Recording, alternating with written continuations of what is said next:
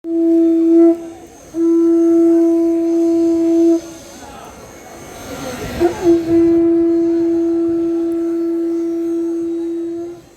5ই December একটি press মিটের মাধ্যমে একটি ধর্মীয় অনুষ্ঠানের আয়োজন করা হয়েছিল, যেখানে বলা হয় আগামী 7ই ডিসেম্বর রবিবার ব্রিগেডে বাংলা ও বাংলার বাইরে থেকে আসা মানুষের 5 লক্ষ কণ্ঠে গীতা পাঠ করা হবে।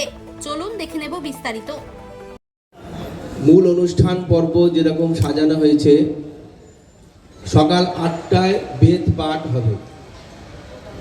এই বেদ পাঠ ডক্টর রবীন্দ্রনাথ ভট্টাচার্য তিনি এই বেদ পাঠ করবেন, যিনি কলকাতা মহাবিশ্ববিদ্যালয়ের ডিন ছিলেন, প্রগাঢ় পণ্ডিত। তার সুললিত কণ্ঠে বেদোচ্চারণের মাধ্যমে আমাদের বেদ পাঠ শুরু হবে। বেদ পাঠের পরে আমাদের কিছু ধর্মীয় ভক্তিগীতি আমরা আয়োজন করেছি।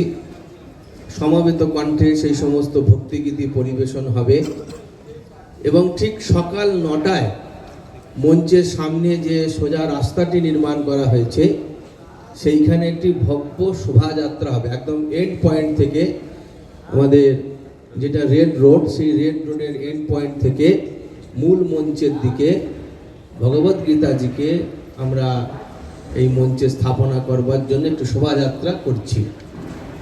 এই শোভাযাত্রাটি সকাল 9টায় শুরু হবে।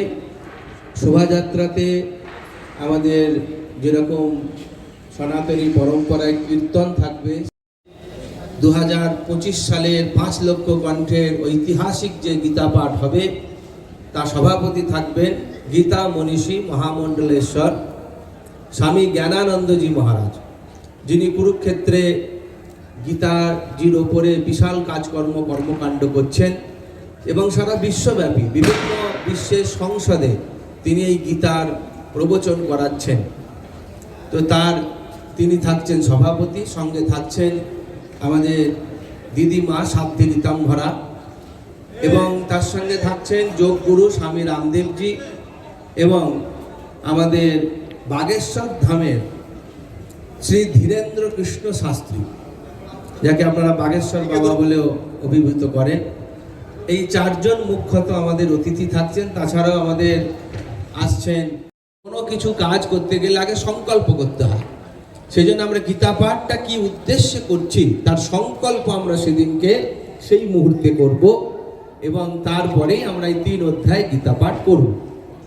আমরা আপনাদের মাধ্যমে সকল কাছে আমরা অনুরোধ করছি যে প্রত্যেক সনাতনী 5126 বছরের একটি প্রাচীন গ্রন্থ, বিশ্বে এটা বিরল, বিশ্বের কোনো গ্রন্থের জন্মজয়ন্তী পালন হয় না, কিন্তু শ্রীমদ্ ভগবদ গীতা একমাত্র গ্রন্থ সারা বিশ্বে, সারা সমগ্র ধর্ম মত পথের মধ্যে যার জন্ম জয়ন্তী পালন হয়।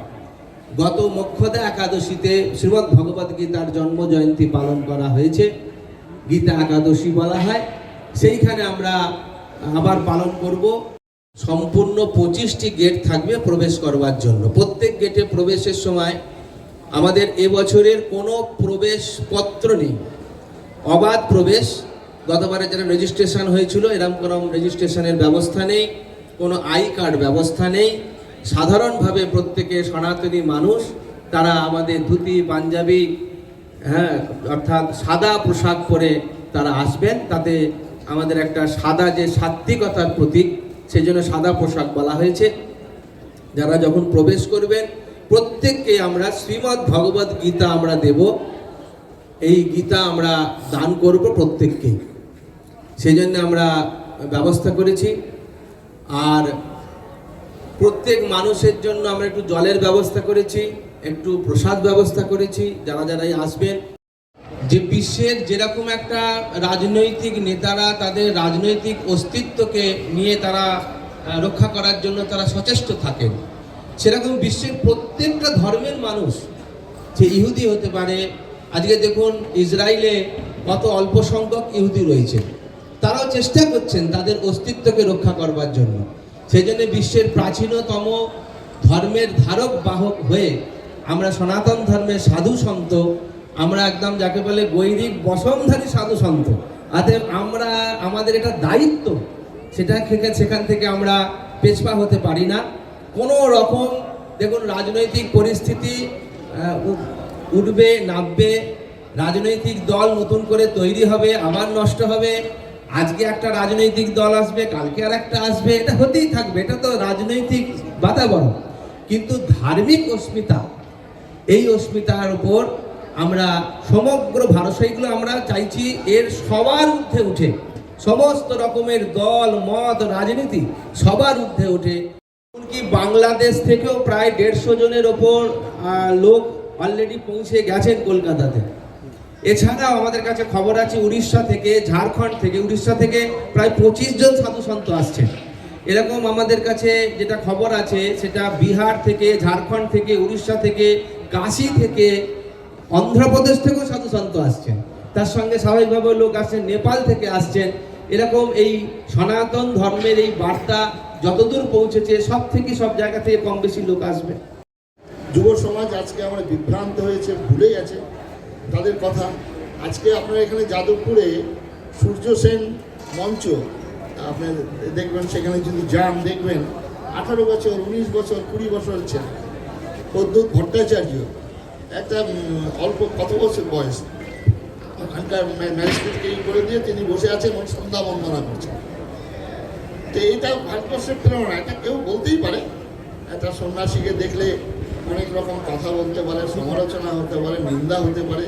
এটা শ্রীমদ্ ভগবত গীতা পড়লে এখান থেকে ঊর্ধ্বকাম হওয়া যায়। সেখানে বলেছেন যে যো ন হৃষ্যতি ন দেষ্টি ন সচৌতি ন কাংসতি শুভাশুভ আর শীতোষ্ণ সুখ দুঃখেষু সমসঙ্গ বিবর্জিতা তুল্য নিন্দা স্তুতির মৌমি। নিন্দা করলেও যা ভালো করে, কারণ আমরা নিজের শ্রাদ্ধ নিজে করি। শ্রীমদ্ ভগবত গীতা, সমস্ত সমস্যার সমাধান শ্রীমদ্ ভগবত গীতা। সেই জন্যই গীতার প্রচার প্রসার আমরা চাইছি যে 19বিংশ শতাব্দীর নবজাগরণে বাংলা মায়ের দামাল সন্তানরা যে প্রেরণা পেয়েছিল, সেই প্রেরণা পেয়েছিল মুখে উচ্চারিত হতো তাদের বন্দে মাতরম, হৃদয়ে তাদের ছিল শ্রীমদ্ ভগবত গীতা। একটু চিন্তা করুন, ক্ষুদিরাম বলেছিল হাসি হাসি করবে ফাঁসি, দুর্নীতি আসছে। শ্রীমদ্ ভগবত গীতার পাঠের মধ্যে দিয়ে আমরা অনেকটা সংশোধন হতে পারি। যার জন্যই শ্রীমদ্ ভগবত গীতা নিঃসন্দেহে একত্রিত হয়, এটা তো থাকবেই, এটা তো কোনো প্রশ্নই নেই। বাবরি মসজিদের আমাদের ভারতবর্ষের 1947 সালের পর যত মসজিদ নির্মাণ হয়েছে, মন্দির নির্মাণ হয়েছে, কেউ কাতর বিরোধিতা করে। এটা ভারতবর্ষ মন্দিরের দেশ, মন্দিরময় দেশ। অনেক মন্দির ভেঙে গেছে, আবার মন্দির মাথা উঁচু করে দাঁড়িয়েছে, এটা ভারতবর্ষ। কিন্তু আমাদের একটাই আপত্তি ছিল যে বাবরি নামাঙ্কিত না করে অন্য কোনো মসজিদ করতে পারে, তাতে আপত্তি থাকার কোনো কারণ নেই, করবেন নিঃসন্দেহে। নমস্কার। কলকাতা ব্রিগেড গ্রাউন্ড থেকে মানসী বসুর রিপোর্ট, চেতনা বার্তা, জেগে থাকে জাগিয়ে রাখে।